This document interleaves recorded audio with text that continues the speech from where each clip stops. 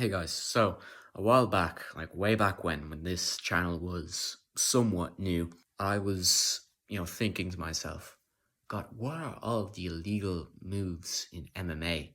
Now, of course, I researched that and I did a whole video. You can go check it out. But that same kind of question lingered, but not with MMA rules, but with fighters within MMA who use Kung Fu and are a good example to show that, hey, Kung Fu actually works. And without further ado, here are 4 MMA fighters that prove Kung Fu isn't useless. Alright, back in Ireland now. Anyways, fighter number 1, Bruce Lee. Now you're thinking what you're gonna type in the comment section or whatever. Oh, but Bruce Lee was an MMA fighter. Well, no, he wasn't. But many people like John Jones or Dana White consider him to be the founding father of MMA. And even Conor McGregor thinks that Bruce Lee can hold his own against any UFC champion or fighter, period. Of course, that's not the only reason why I put him on this list. When he was a teenager in Hong Kong during the 50s, he got into a lot of street fights, which led him to go to Ip Man so he can learn Wing Chun from, said Ip Man.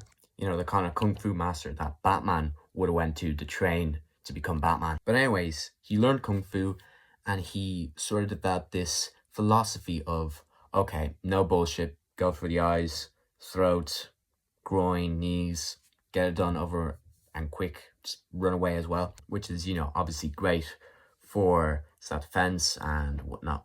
Also, when he was 18 years old, he entered an international school boxing tournament and he won. And on an unrelated note, he was also a cha-cha champion. So yeah, he obviously knew how to move. Hi, future Marco. Forgot to mention that when Bruce Lee went to America and started teaching Kung Fu to foreigners, well, Americans, to him, they were foreigners, whatever. This Shaolin master called Wong Jack Man didn't like the fact that he was teaching on the foreigners because there's this rule that you can't teach, outsiders Kung Fu. It's like giving your best weapon to the enemy or just some nation that you're not sure of. But anyways, he challenged him to a fight. Bruce Lee won the fight, but not the way that he wanted. He wanted to win like super fast, super straight to the point. And he was aiming for about 15 seconds or so, because that's what like real fights, like with no rules, are supposed to be like. And he just didn't do it. He finished them in 2 minutes, which he was pretty down about. But it inspired him to create his own martial art called Jeet Kune Do. It's a martial art that I sometimes practice, and people often say that it's like early MMA. Personally, I think it's like a more different style of Kung Fu, but yeah, it's pretty cool. But anyways, that's all for Bruce Lee. I'm also working on a video on Bruce Lee's life, so please let me know if you want to see that. I'm probably gonna make it anyway, but whatever. Alright, so our next MMA fighter is called Ji Wei, aka The Hunter. As you can see here, he's backing up his opponent in the cage.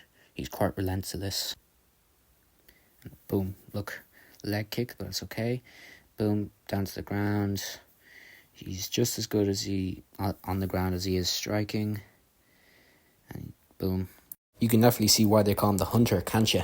And it's hard to believe he trained in a Buddhist temple for years. But not just any Buddhist temple. Yep, that's right. The Shaolin Temple.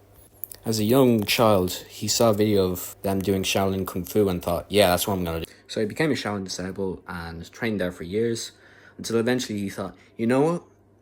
I'm going to do this MMA thing a go, and left. And he's been fighting in the One Championship ever since, I think.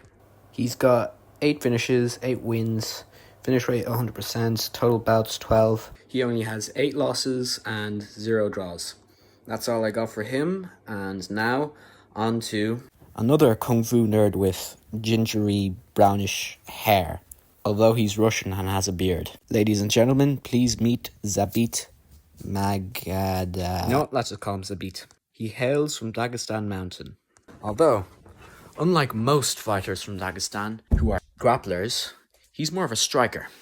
Don't get me wrong, he still can hold himself on the ground and he's great with takedowns and submissions, but he uses a lot of flying kicks and great punches, which makes him look like a ninja or something. Not to mention, he knows how to throw a killer low kick. I'm so sorry that there is no sound, guys. I'm terrified of getting copyrighted, but anyways, as you can see here, boom, just like that. And look, boom, he makes the guy fall. Here's an edit I found. Great knees, spinning back fist, kick, knocking guy out. Unfortunately, he is retired, though he could become a champion. But I think he obviously would have become a champion if he didn't quit for reasons unknown. By the way, if you enjoy my content on YouTube, I'm also on other social media platforms like TikTok, Instagram, Spotify. I got a podcast there with my best friend, Bay Jeff Manning. He has a YouTube channel. Go show him some love. But anyways, on to our fourth and last fighter. Okay, so here we got Chi Lala. He's the guy in the red sort of, what you may call him, on his elbows. But anyways, he comes from Taiwan. He practices Wing Chun and Jingyi. He's fighting another guy called Angry Teddy there. He does Northern Shaolin and Muay Thai. If I ever do a part 2 of this video, I'll definitely include Angry Teddy. But as you can see, they're both really great and talented fighters. And here he is again with a Korean fighter. And for some reason, I couldn't really find how long Chi Lala's been practicing martial arts for. But since, you can see he's a good striker, fighter, grappler, whatever. You can tell he's been doing it quite some time. He's using a lot of Wing Chun strikes and stances. Great knees. Always taken to the ground, but it's fine. He knows his way around that. Those last 2 fights that I showed you were him just standing and striking. So this match is more grappling, even though it's still MMA. As you can see here, he's trying to get the takedown in. He's got great balance, and look, boom, just like that. Now, as you can tell, he's really good at what he does, and I basically just made this whole video because of him. Now, if you've been watching me a long time, you already know that I'm an author, and I've written a book called Spartan Spirit, which is linked down below, by the way. But I also wrote and published another book called Space Temple, which is also linked down below, and it's also the reason why I wasn't really consistent with my long format videos, but it's all water under the bridge now. Anyways, Space Temple is about this guy who is basically finding a distant planet, and he goes off on missions, he finishes the mission, he's driving back to his home base, and he gets ambushed by bandits, and they knock him out. But the bandits are, taken out by these warrior monks, and they take in the main character, they nurse him back to health, and they teach him their ways and stuff. So if you want to, learn the ways of warrior monks and learn the ways of Spartans, go check out those 2 links down below, and don't forget to think limitless. Mwah.